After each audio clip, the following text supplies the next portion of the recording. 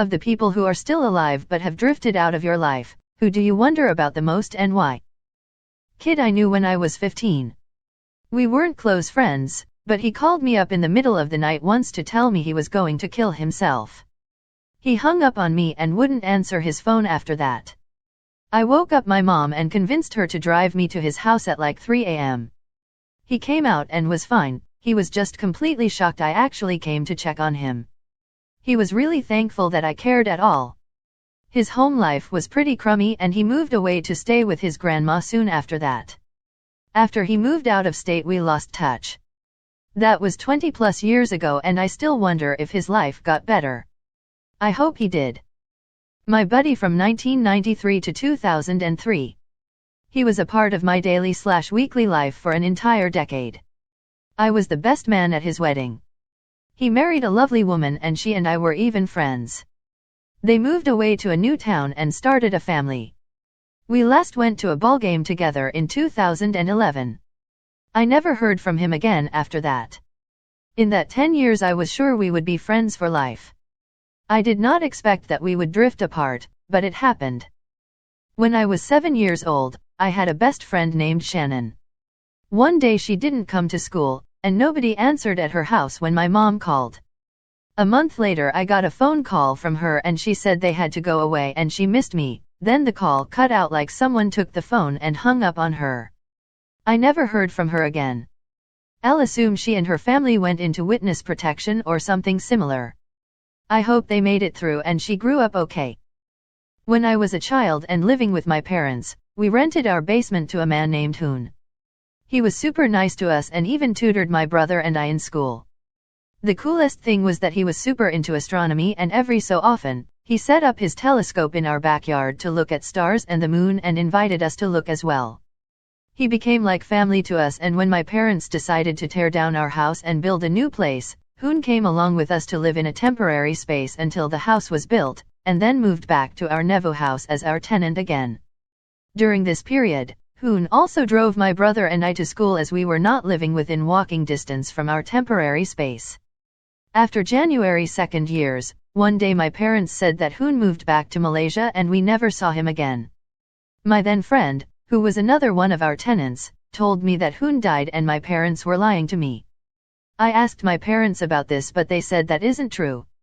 I think my then friend was just messing with me. I always wondered why he suddenly moved and haven't been able to find any online presence of him. A good friend of mine that I've known since 4th grade. His mother died from Huntington's and he tested positive for the gene for it, which means, as far as I am aware, he is guaranteed to get it. I know he's done well for himself over the years but he still creeps into my mind from time to time wondering how he is. His nickname was Question. Kid from high school used to come sit with us at lunch. Great guy, super nice. Every single thing he said was a question. He would ask you about your entire day. Where you got your new shoes. Ask about your haircut. I would ask him the same questions and he wouldn't answer me, kind of stare off and almost ignore the question completely. Then he would ask you another question. RuneScape user Lone Wolf 1039. You made my childhood amazing, brother. Countless hours playing one of my childhood favorites with an online friend. We called each other brother. If you're still out there, MK Groudon misses you, man. When I went backpacking around SE Asia, went with no particular plans. I ran into a Polish paratrooper my second day there who used me to get a couple of girls to go out for drinks with him, since I said hey to him earlier in the day.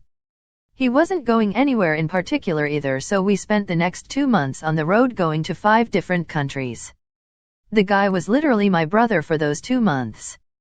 We parted ways when I had to go to a country he couldn't get a visa for and it was where I was to catch my flight home. We still talked daily for a few weeks and we were talking about starting a business, then he falls off the face of the earth. I'm positive his dad was a someone, so he didn't talk much about certain aspects of his life. He didn't have any social media and he didn't renew the domain he hosted his email on, so no way of contacting him. Even friends who we met along the way frequently ask if LVE heard from him since they wanted to connect with him again. I keep hoping one of these days we'll run into each other at a cafe or something by the waterfront having a beer like we did traveling. I made a lot of questionable choices in my later teen years and early 20s, before I was capable of using solid judgment. I wonder about the people I unintentionally hurt, and I wonder if I should apologize a decade later. I wonder what they would feel or think if I crossed their minds. I wonder if they've forgiven me and considered giving me the benefit of the doubt, or if they'll always remember me as the one who did X to them or didn't do Y. I feel a lot of regret and it still brings me a lot of shame and I let it hold me back a lot. My best friend from elementary school. He was so genuine and full of joy. I hope growing up didn't take that part away from him.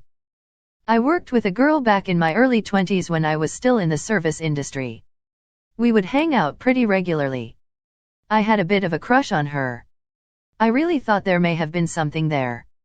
Anyways, she stopped showing up to work.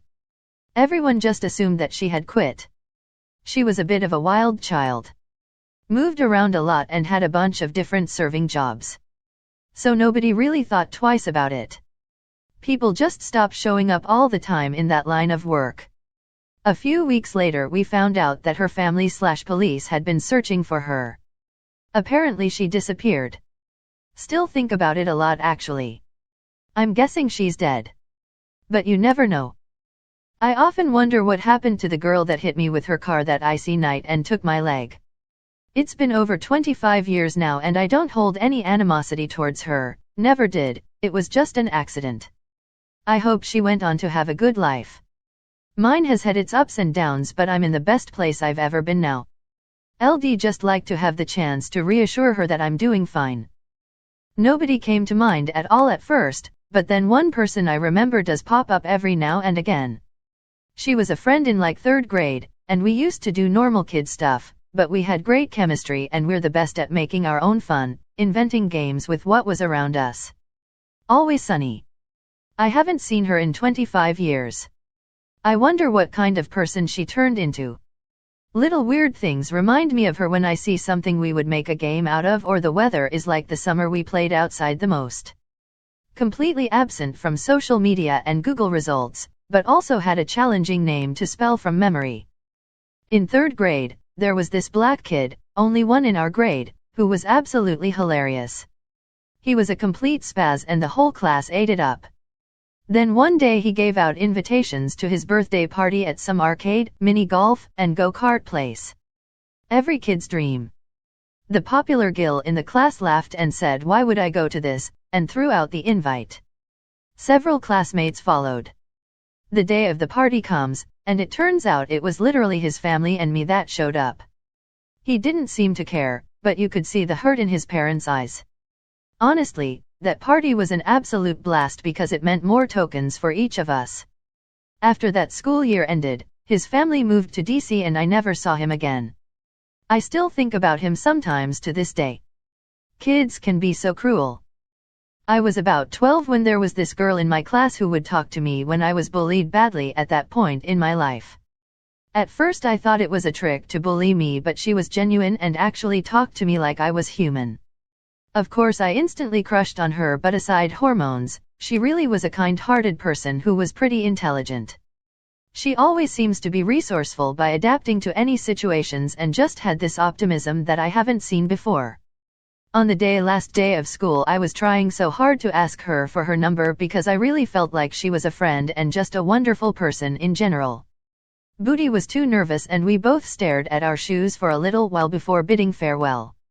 Man, I really wonder how you've been, Stephanie. I really do hope you have an amazing life because you deserve it more than anyone I know. A friend of mine was going on a canoeing trip once and never got back. A few months later he was declared dead because he couldn't even be found by Interpol. 2 years go by and he appears on an picture on Facebook, as German teacher in an school in Kazakhstan. Apparently only his sister was in on the fact that he just wanted to start a new life. Hope he's doing well and wish to see him again someday. Benny. He was my best friend for a long time. We were closer than I was to my real brother. Then he and my brother's girlfriend fooled around and fucked everything up. We parted ways, I got clean and went to school. He stayed in it and lived the life I always thought I wanted. Now, his family never mentions him on social media and I don't know where he is. I hope he's okay. Maybe I shouldn't, but I do. I got married very young. My wife and I were friends with another young couple. They broke up right after their first kid and then the husband went out and got 2 other women pregnant. 19 years old, divorced, and 3 kids with 3 different women. I'm 41 now. We rarely fight, but when my wife and I have a fight I think about him. Hey Julian from Edmonton, if you read this it's me. You had the coolest indoor sandbox, and you gave me my first kiss while we were painting Easter eggs. It was either 90 or 89. Always wondered what happened to you after my parents moved us. My high school history teacher. He's an interesting guy who toes the line between hilariously gruff and sometimes rude in a roasty way. It sounds odd, but it works. He treated us students like he did his friends and other adults. He was the real deal, and even though I was far from his favorite student, to this day I respect him. He had a scandal a few years ago and resigned from his position as vice principal of the STEM school. Knowing him more personally than the outside world, I gave a respect for what he was trying to do and his intentions. He fell on his sword to protect the fledgling school's reputation and faced intense personal hate from ridiculous evangelicals because he's a gay man. It's funny you asked this, I was even thinking about him today. My best friend in high school. We stopped talking on a bad note. I stayed friends with her mom and brother on FB for a while, but slowly we all deleted our accounts. I wonder what she's doing now and how everything is going for her and her family. As a recovering addict, all the people I did drugs with. Most were degenerates, but some I know could be great members of society if they could get clean. I often wonder what they are doing right now, probably not good things, but I bet some turned their life around and it would be cool to catch up. I wonder about my uncle. When I lived in my small hometown with my mom, he'd come over every couple of weeks to just hang out and talk. I asked him shortly before I moved out on my own if he wanted to go to a comic book convention with me, but he never got back to me. That's the last time I've seen him. I've heard he's doing okay though. My 2 a.m. walking buddy / protector from college. After a crappy relationship ended, I had a more than year-long bout with insomnia. Living on campus, by 2 a.m. LD just be itching to get out of my dorm room and walk off some energy. I'd walk around campus in the dark, by myself from about 2 to 4 a.m. every night, just way up in my WN head. One night this guy I didn't know, but who LD walk past at the smoking area every night asked if he could walk with me since he was bored, couldn't sleep, and figured he might as well walk while he smoked. We fell into an easy, nonchalant rhythm with each other and we walked together every night thereafter until started sleeping again. We were buds, but only between 2 to 4 a.m. We kept things light, and chatted about media, books, and classes mostly. Sometimes we'd just walk silently for long stretches and it never felt weird. He was a cool guy who in hindsight was probably just trying to make sure this nutty girl who walked by him every night wasn't going to get assaulted alone in the dark. I was so self-obsessed at that point that none of this occurred to me. I think about him now and again and I really hope he's had a great life. A kid I indirectly bullied in elementary school. I would love to say I'm sorry and see that he is okay. Edit. Interesting discussion about whether or not a bully should apologize. I just want to make clear that in my case, I was best friends with this person, then our relationship fell apart and I got a other kid to call him and say bad things to him one time. That's it, so I'm not really sure if it's bullying, but he never returned to our school after that phone call and it has eaten away at me ever since, even though that was like 20 years ago. Maybe whether or not a bully should apologize is really case specific. Almost 40 years ago, I had a friend in my college dorm, and we wrote back and forth for several years. Then, one Christmas, I didn't get a card from her and knew that our correspondence was over. She was almost impossible to find online, but I did. I suspect she met her husband around that time, but if she wants to find me, I'm on Facebook so she can look me up. In the early 1990s, I wrote for a music zine, remember those, and also had a pen pal from there. I left the zine and we also fell out of correspondence. Also, beyond her address, which is in a way different part of the country from where she was at the time, she appears to have no online presence, which surprises me, but that's her business. Once again, that cyber door is always open. Ex-girlfriend. We dated in high school, and it was cute, but was going nowhere. Then, as adults, we ran into each other again. The love and fun times were authentic, and we both were better people with each other. I knew our love couldn't work, because we both wanted two entirely different things out of life. It was a case of being too opposite to attract. The breakup hurt us both, and just a couple years after the fact, I had my son. She liked a picture I had posted of him, and she blocked me from there. I think that was to save us both any sense of longing. Fast forward 6 years, and I ran into her family at a restaurant and spoke with them a bit. She's married now, living on the other side of the world in Australia. Her husband is a teacher, and it made me happy to hear it. There was a song I used to sing with her, and a lyric in it goes, even though I haven't seen you in years, yours is the funeral LD fly to from anywhere. It still stands true. Started on a 3-day train journey from Rajasthan to Pune, and there was an old couple who were in their late 60s. I was 10 at that time, and they were pretty nice to me and offered me many sorts of sweets and goodies during that journey. I think they are alive cause my mom showed me a recent post of theirs on Facebook, and I just wonder how they are doing. I was going through a tough phase cause I was bullied at school, and they made me feel pretty good during that 3-day trip. Never saw them again, but I'll try to remember them from time to time. A girl from my grade who was friends with my sister in elementary school. Her and I had a weird dynamic as kids, pretending to be disgusted by the other when we were at school and then going home and playing in our backyard together. I always had a crush but never acted on it. Before grade 7 we moved 3 hours away, and she helped us move, even stayed the night after. She crawled into my room that night to scare me, and I used to kick myself for not using that chance to tell her about my years of crushing. That was the last time I ever saw her. My mom told me a few years later she had a child, then another, then went missing and was never found. I saw this post a while back that said something along the lines of, if we were ever friends at any point in our lives, I just want you to know that I still randomly think of you every now and then and hope that you're doing amazing. And that hit me when I read it, because I do that all the time, just people that you get kind of distant from for one reason or another, moving, going to different schools, etc. In high school a kid showed up to our youth group, brought in by one of the families who attended church. He used the name Jay Walker, and he lit up every room he ever walked into. He never met a person he didn't like and who didn't like him. My church leader saw me getting close to him and warned me that he was trouble. He never seemed like trouble to me. He respected me, saw me for who I was, and valued the things I had to say.